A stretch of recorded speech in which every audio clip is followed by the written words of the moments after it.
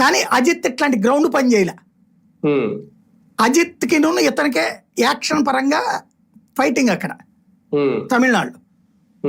కాకపోతే ఇతను వాస్తవంగా ఓసీ, కానీ ఎస్సీ అనే ఫీలింగ్ ఎస్సీలో క్రియేట్ చేయగలిగాడు ఇతను.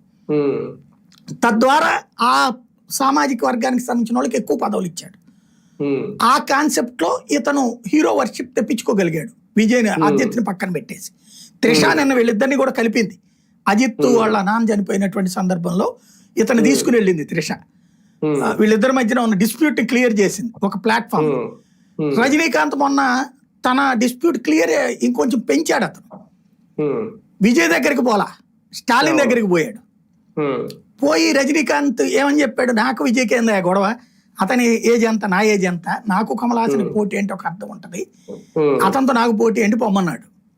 రజనీకాంత్ సినిమాలు దేశవ్యాప్తం, విజయ్ సినిమాలు ఈడ్చిపెడతాంతో ఒక 4-5 దేశవ్యాప్తంగా సక్సెస్ అయ్యి ఉంటాయి. రజనీకాంత్ కొన్ని 100 ఉంటాయి దేశవ్యాప్తంగా లెక్కలు. కాబట్టి అలాగని దేశం అంతా ఓటేద్దా రజనీకాంత్కి ఉండదు కదా.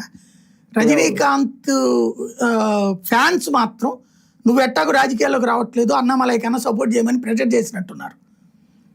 అందుకని అన్నామలై ఇప్పుడు ప్రతి ఊర్లో కూడా రజనీకాంత్ ఫ్యాన్స్ అన్నామలై రజనీకాంత్ ఫోటోలు పెడుతున్నారు. అంటే భవిష్యత్తులో తమిళనాడు రాజకీయం ఇక డిఎంకే పని